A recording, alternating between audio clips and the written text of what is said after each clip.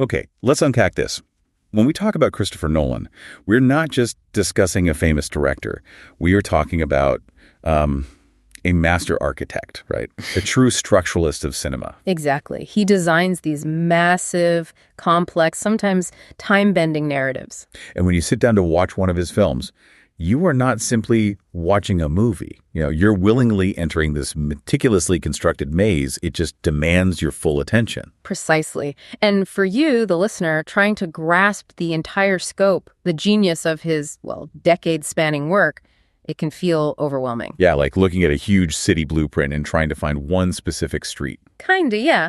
So our mission today is to break down that extensive catalog film by film. We want to give you the key insights, the specific structural innovations, and those undeniable intellectual challenges within his work. And we're aiming for a definitive ranking based on the sheer, maybe measurable impact his work has on you, the viewer. And crucially, we are moving past maybe the standard critical metrics, box office, Rotten Tomatoes scores, that kind of thing. Right.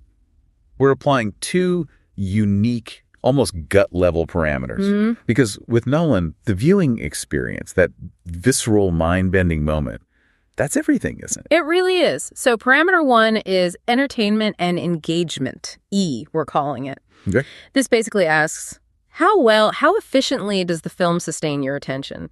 Does it keep you locked in from the opening frame right until the credits roll? Doesn't matter if it's 90 minutes or 3 hours long. So perfect 10 out of 10 means you literally didn't look away. Not once. Exactly. 0 moments where your attention wanders. Then parameter 2, just as important, is mind-blown moments, or MBM. Oh, the signature Nolan metric. Pretty much. This is the score for the intellectual shock quotient. It measures the number and also the quality of genuine plot twists, those shocking structural reveals, and those sudden intellectual leaps. The kind that force you to immediately reconsider everything you just watched. Right. It makes you think, okay, I need to watch that again, like right now. So this isn't just a list we're making. It's more like an investigation into how he manipulates pace and structure, the architecture, you could say, of his storytelling to really maximize that emotional and intellectual impact. Well put. So let's start at the beginning, shall we? Looking at where that structural ingenuity first popped up. We absolutely have to start with those low-budget, high-concept films, the ones that really established his signature style. He proved you didn't need a massive budget or, crazy special effects to completely rearrange a narrative and just blow the audience's mind. Yeah, the foundation of Nolanism, if you will. It starts right at the absolute beginning. He was working with extreme constraints, budget-wise, time-wise. Which probably forced him to innovate purely through narrative design. Exactly. He had to be clever with the structure itself. Hashtag text had 1.1 following. So following. His debut as a writer-director. And what's immediately impressive, I think, is how quickly the constraints are just overcome.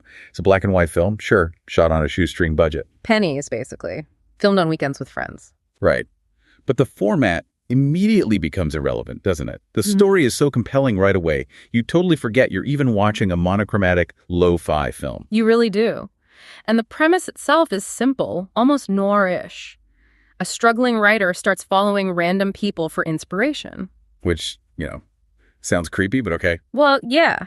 And it leads him down this path of engaging in petty burglary.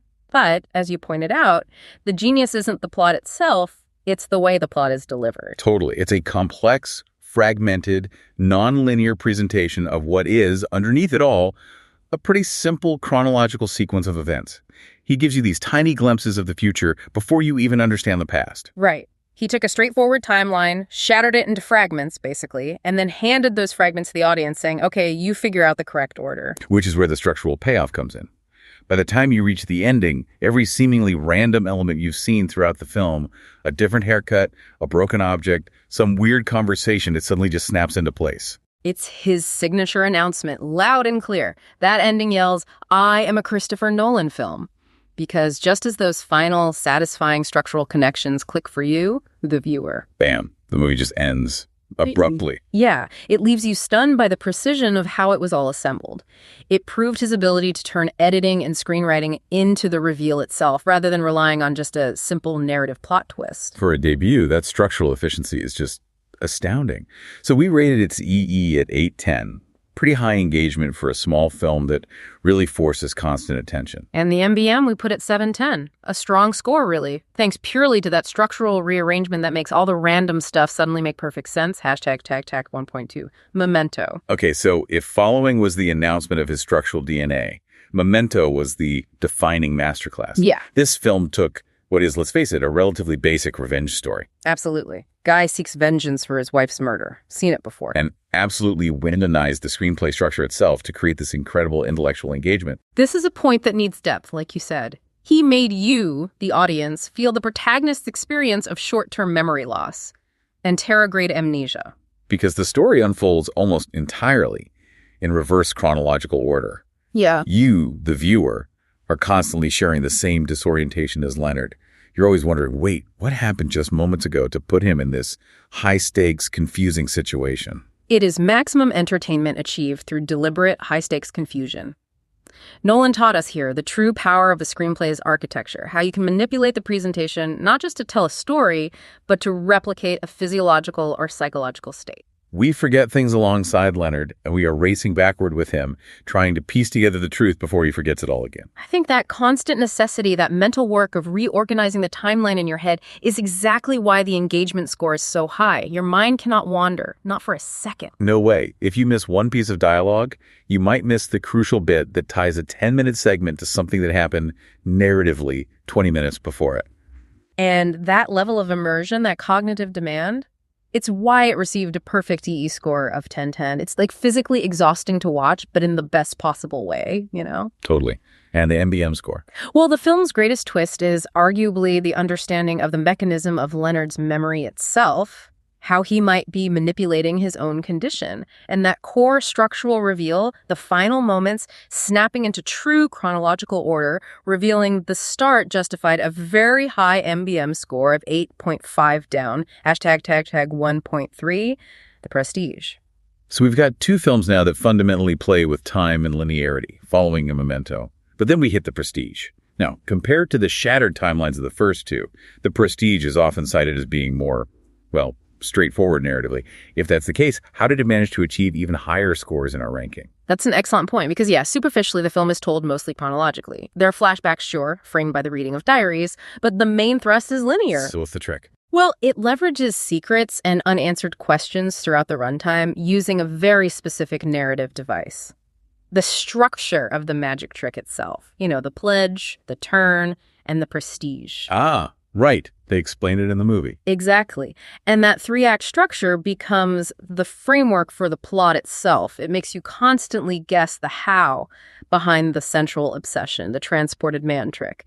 It's narrative misdirection. The audience is basically participating in the trick, trying to figure it out alongside the characters. The atmosphere is also just crucial here, isn't it? The use of music in The Prestige plays a huge role in building tension and that emotional weight.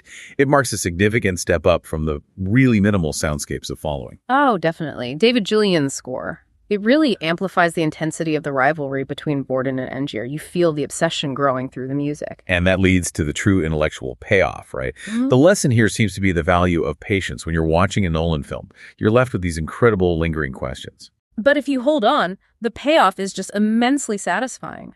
The film's climax was so genuinely shocking. It involved not just technology, but extreme, almost horrifying personal sacrifice. Yeah, that reveal. Wow. It truly elevated its standing. It doesn't rely on time tricks like Memento. Yeah. It relies on narrative deceit, on secrets kept right until the end, which, for many people, myself included sometimes, is even more powerful. It requires extreme discipline as a storyteller to keep those secrets from the audience for the entire runtime and then land that reveal perfectly. That's sustained tension and engagement.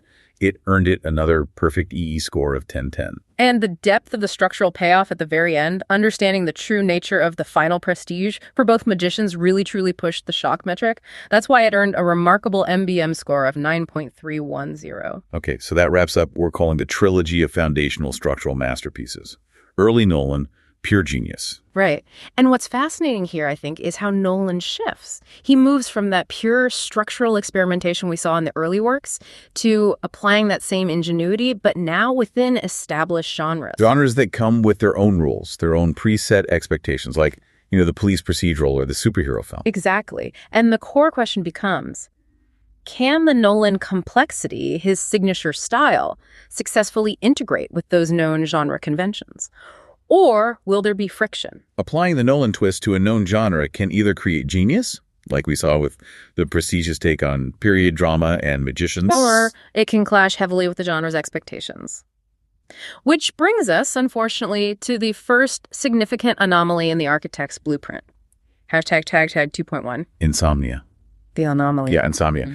This is the one film looking back that really stands out as, well, an anomaly. The first crack in the blueprint, maybe, when you compare to the high-concept structural puzzles we just discussed. Insomnia gets identified here as the first mediocre film. Not because it's inherently bad, but... because it feels fundamentally un-Nolan. And the reason is absolutely rooted in structure. It does the exact opposite of what made the previous films so effective and memorable. It's a remake of a Norwegian film, remember? Well, I forgot about that. And he adheres pretty closely to the original's police procedural structure. The plot is completely linear. Simple, really. There's no signature nonlinear complexity. Mm-hmm. And crucially, there are few, if any, major structural twists or shocks at the end that we've kind of been conditioned to expect from him by this point. Yeah, the expectations were set high after Memento. Okay, I have to challenge the scores here a bit, though. Oh. Wait, Insomnia scored an MBM of 3.12.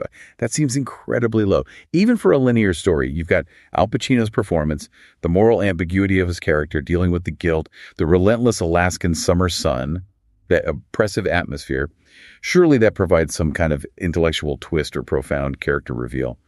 Why did the reviewer feel the intellectual shock quotient was nearly non-existent? That's a fair question. The critique wasn't really that the film lacked character depth or mood or strong performances. Pacino is great, Robin Williams is chilling. Totally. The issue was that it lacked structural depth. The moral complexity is definitely there, but it's delivered linearly. You, the viewer, enter the film knowing the basic premise: a compromised detective suffers from guilt and sleeplessness while hunting a killer in this strained, perpetually sunlit environment. Okay. Our MBM metric relies heavily on narrative surprise, a sudden shift in reality, a perspective flip, or understanding something completely differently based on new structural information. Insomnia is described here as a 100-meter race. It runs straight, focusing on mood and Pacino's character deterioration. So it's more about the how he deteriorates, not what shocking truth is revealed at the end. Precisely. While it's beautifully executed in its own right, it failed our MBM metric because the core surprise who did what, the accidental shooting, is established fairly early on. The suspense comes from whether Pacino's character will be caught or get away with his secret, not from a sudden understanding of what actually happened in a structural sense. So it suffers from the comparison trap. Mm-hmm. It's a good film, maybe even a great procedural with fantastic performances. Definitely. But it's just not a good Nolan puzzle box. Yeah. It almost proves that his structural signature is often his core strength, his main draw. Exactly. The lack of conceptual complexity and that reliance on linearity meant the scores reflected this. Well, disappointment within his specific canon. E was 6.310. It's engaging, sure, but definitely slow-paced compared to his other work. And that MBM? A nearly non-existent MBM score of 3.1210. It's a vital piece of the filmography, though. It shows what happens when the architect builds a, let's say, conventional house instead of one of his signature labyrinths. Hashtag 2.2. The Dark Knight trilogy. Okay, now we move to the trilogy that absolutely cemented him in the blockbuster world and essentially reset the standard for the entire superhero genre, arguably. No question about it. The unique challenge here was fitting a massive superhero trilogy, a genre often constrained by origin stories, established lore, fan expectations into the Nolan filmography, where those big reality-bending plot twists are inherently harder to generate.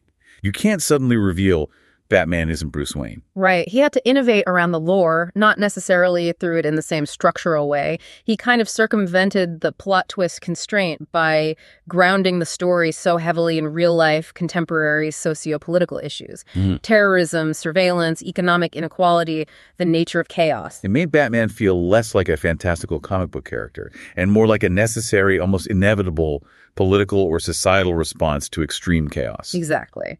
The trilogy's core strength wasn't necessarily structural complexity, though it had intricate plots, but its thematic weight, its relevance. Let's break down the three films based on that thematic weight, then. Batman Begins, obviously, provides that necessary deep dive into a grounded, plausible origin story, making the fantastical feel, well, possible. Setting the stage, establishing the rules of this universe. Then The Dark Knight. It's rightly focused on exploring the madness, the pure chaos embodied by Heath Ledger's Joker, asking these profound questions about morality, order, and what happens when an unstoppable force meets an immovable object. An incredible performance, obviously. Landmark. And then The Dark Knight Rises shifts focus again. It concentrates intensely on Batman's transformation, his journey from being broken, physically and spiritually, publicly perceived as a villain after the events of the second film. Right, taking the fall for Harvey Dent. To becoming a true symbol of heroism again. It requires this massive physical and spiritual resurrection for Bruce Wayne. It provides a really satisfying thematic conclusion to the arc. Now, there's a fascinating note in the data here that I want to dig into. Despite the massive critical and cultural acclaim, usually reserved for The Dark Knight, often called one of the greatest superhero films ever. If not the greatest for many. The Dark Knight Rises was actually the personal favorite among the 3 films in this particular deep dive analysis. I have to push back on that a little. How could Rises with Bane possibly top the sheer, raw, intellectual power of the Joker's chaos in The Dark Knight? Okay, it's a preference thing, obviously, but the reasoning provided comes down to a couple of key factors: visceral impact and the effectiveness of the villain's presence. The preference for Rises was driven largely by the character of Bane. Tom Hardy's Bane. Yeah. He was described not just as menacing, but as embodying this cool, calculated physical and intellectual threat. A force that could and did physically destroy Batman in their first encounter, break him. That palpable sense of physical threat was maybe felt more strongly than the Joker's psychological threat by this viewer.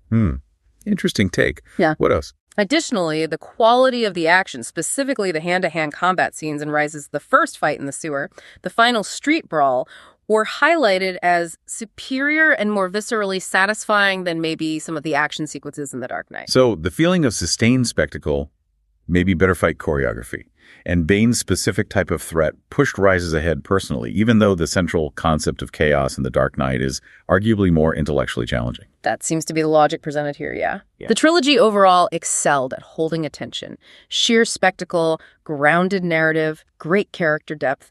It hits another perfect EE score of 10/10 across the board. Makes sense. Huge movies, always engaging. But because the genre itself limited the capacity for those big, non-linear structural MBMs, the audience already knows Batman is Bruce Wayne. The core identity isn't a twist. The MBM score was a respectable, but maybe more modest, 7.610. Derived mostly from smaller character betrayals, plot shifts like Miranda Tate's reveal, things like that, not reality-shattering twists. Okay, we've seen the foundation, the structural experimentation in the early films. We've seen the application of that genius to existing genres in Insomnia and the Batman trilogy. This next section covers the massive, large-scale films where Nolan truly fused huge spectacle with the highest level of intellectualism and critically profound emotional resonance. Yeah, this is where he really mastered the expensive thinking person's blockbuster. These are the films where he takes the structural lessons from something like Memento, but applies them with, practically infinite resources, creating films that challenge and entertain on pretty much every level. They're almost blueprints for how to tell really high-concept stories without completely losing the audience in the process. Hashtag 3.1. Inception. This one is often considered Nolan's most relentless, most intense film, maybe. The intensity, the constant action, and that core premise. The fundamental question of whether Cobb is dreaming or in reality, it keeps you completely off balance. Reality keeps shifting under your feet every few minutes. Definitely intense. And its unique selling proposition, its USP, is absolutely the out-of-this-world visual representation of the dream world. The collapsing cityscape of Paris folding over itself. Iconic shot. The zero-gravity hotel fight, the sequential levels of the dream, each with its own physics. It is pure, unadulterated cinematic enjoyment. It leverages visual metaphor brilliantly alongside these intellectual puzzles about the rules and consequences within the dream space. And we have to talk about the pacing efficiency here. The film just does not waste time on excessive setup, does it? It drops you, the viewer, straight into the middle of the story in a high-stakes scenario, almost assuming you'll catch up. Which mirrors the disorientation of entering a dream mid-action, right? It reflects his confidence in his structuring and the audience's ability to keep pace. And you have to mention Leonardo DiCaprio's performance as Cobb, anchoring all that intensity and desperation. It was highly praised here. When a film is this structurally complex, clarity is just paramount. And Nolan uses visual language so effectively to replace complex dialogue sometimes. The spinning top, different visual cues for dream levels, Hans Zimmer's music cues. They all act as markers for the audience to track reality without needing constant exposition dumps. True, though there is still quite a bit of exposition, especially early on, explaining the rules. Fair point. Now, we absolutely must address the famous long-running debate over the ending, the spinning totem. Does it fall or keep spinning? The eternal question. While the overall sequence of twists maybe didn't work as well for some viewers as, say, the pure structural trickery of The Prestige, the ambiguity itself is arguably the final twist. However, there was a firm personal belief noted in this analysis that Cobb is definitively in the real world at the very end. What was the reasoning? It was based on the way the film frames his emotional state finally letting go of Mao, seeing his children's faces, versus the purely mechanical action of the top. The argument is the emotional resolution is the true ending. The top is a lingering obsession he no longer needs. Interesting interpretation. The film's standing is incredibly high, regardless. It's considered at par with Interstellar based on overall quality and structural brilliance, though ultimately ranks slightly lower, mostly due to the sheer emotional depth of Interstellar. So the scores reflect that. Yeah, a very high E score of 9.810, only slightly docked perhaps because of that dense rule set you need to absorb the first 30 minutes or so. And a strong MBM score of 8.210 for the dream within a dream concept, Limbo, and that final ambiguity. Hashtag 3.2. Interstellar, the masterpiece. And so we arrive at the pinnacle, according to this analysis. Interstellar. The core argument for its superiority isn't just complexity, but emotion. This film hits an emotional level that arguably no other Nolan film has managed to achieve quite so powerfully. That raw human grounding, the simple yet cosmic power of parental love is what elevated it above the entire filmography for this viewer. It's seen as the highest expression of the architect's craft. I recall the notes about the viewer's experience seeing this film on a big screen, specifically the IMAX re-release, described as a dream come true. Yeah, the sheer auditory and visual experience, particularly during that critical docking scene, the music soaring, the tension. The notes mention the audience's audible reaction, actual whooping in the theater. That peak cinematic spectacle, that combination of intensity, music, and flawless execution made it feel superior. Okay, let's talk about the MBM score, because this film received a perfect 10/10. That's huge. That implies multiple distinct jaw-dropping shocks. Where did those come from? They really flowed from that combination of high-concept science and incredibly human drama. First, the shock of returning from Miller's planet, where they spent, maybe a few hours on the surface? Yeah, dealing with the time slippage from the nearby black hole Gargantua. Right. And realizing that years, decades even, had passed back on the main ship where Romilly was waiting. That profound shock hammers home the cosmic consequences of Einsteinian relativity in just a devastatingly human way. Cooper loses his children's formative years in the blink of an eye, relatively speaking. The emotional cost of time dilation. Yeah. That's a brilliant narrative device. Yeah. Was its second major MBM identified? The human betrayal, the reveal of Dr. Mann's deception. Matt Damon's character. Oh, yeah, that was brutal. His abandonment of the mission, his falsified data, his attempts to survive at any cost, that provided a massive mind-blown moment, a twist of cynicism contrasting against the prevailing theme of hope and sacrifice throughout the film. It demonstrated that the threat wasn't just the vast indifference of space, but also human frailty and selfishness. And then there's the physics itself, the ending. The five-dimensional tesseract constructed by future humans within the black hole, where Cooper realizes he is the ghost his daughter Murph was seeing back in her bedroom, pulling books off the shelf. Communicating across time using gravity. The past influencing the present through this higher dimensional space. That recursive loop, that fundamental shifting understanding the entire mission and how humanity was saved, that is the ultimate MBM. So the sheer number of truly shocking and intellectually demanding moments throughout the narrative is why this film excels so much on our second criterion. Absolutely. And crucially, Nolan successfully navigated what could have been a massive cliche, the power of love. Right. That could have been so cheesy. In lesser hands, arguing that love transcends time and space would be groan-inducing, but Nolan handled it masterfully. He turned the trope into a complex plot device, almost a conceptual trap for the audience. He used love, the bond between parent and child, Cooper and Murph, as the actual mechanism for solving the grand cosmic puzzle. He translated an abstract emotion into the physical force, gravity, needed for communication across space-time within the Tesseract. It's the perfect synthesis, then. Emotion, spectacle, and intellectual concept all working together. This is the top of the mountain, receiving the only perfect scores in our assessment. EE 1010 and MBM 1010. The architect's blueprint achieved perfection here. Okay, here's where it gets really interesting, and maybe a bit more controversial. With the later works, we see that the mastery of visuals remains absolutely undisputed.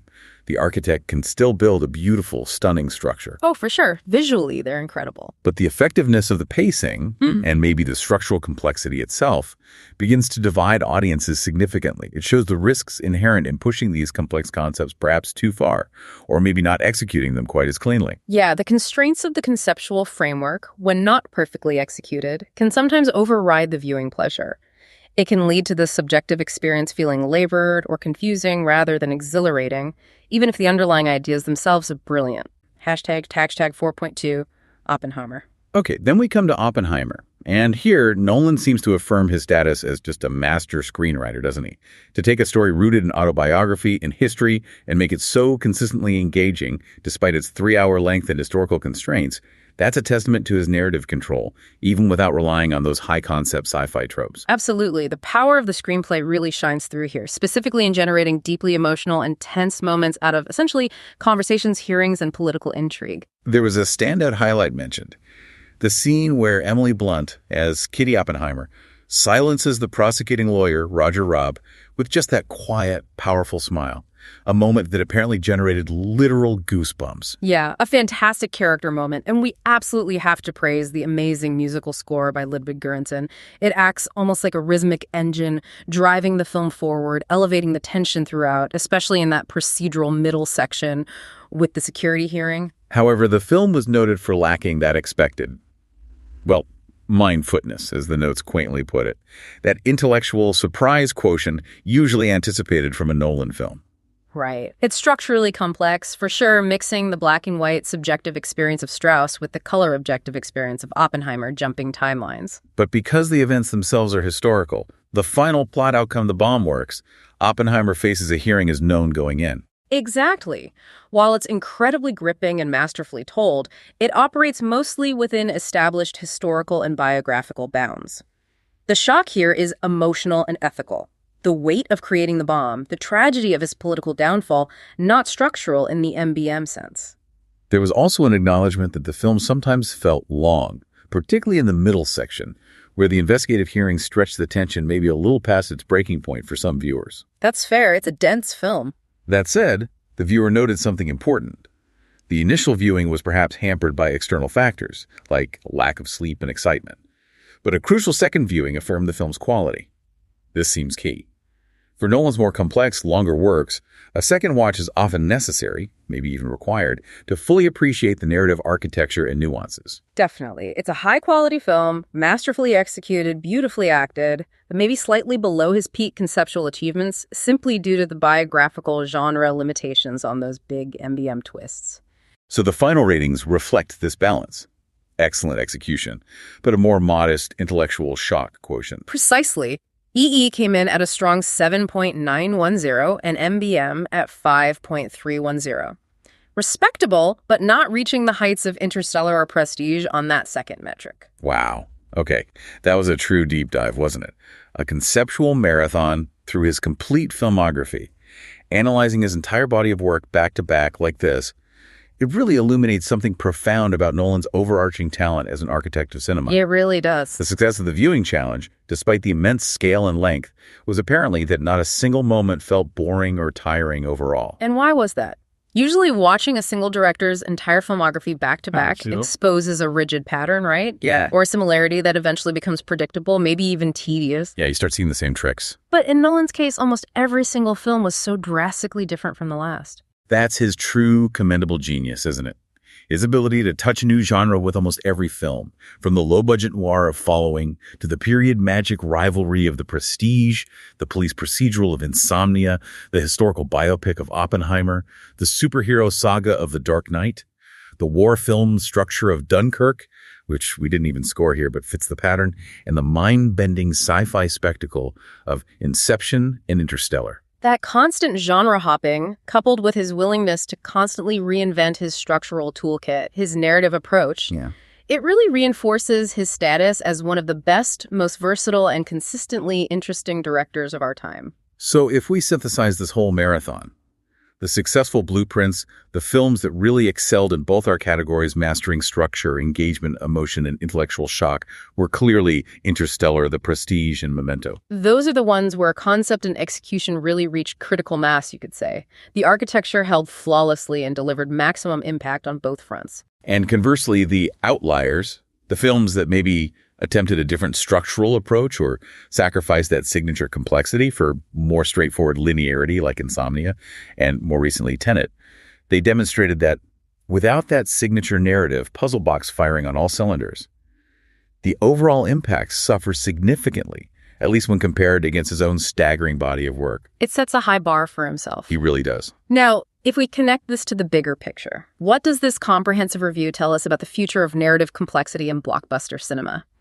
I think Nolan really raised the bar. He demonstrated that modern audiences are not just willing, but actively craving structural innovation, intellectual challenges, even in massive spectacles, provided, and this is key, the emotional anchor has to be strong. Exactly. You need that human element, like in Interstellar, to ground the high concept. So what does this all mean for you, listening right now? We've cut through the noise, hopefully, and given you the key insights into Christopher Nolan's meticulously designed film library based on these two specific criteria. But here's one last thought for you to chew on. Ooh, I like this.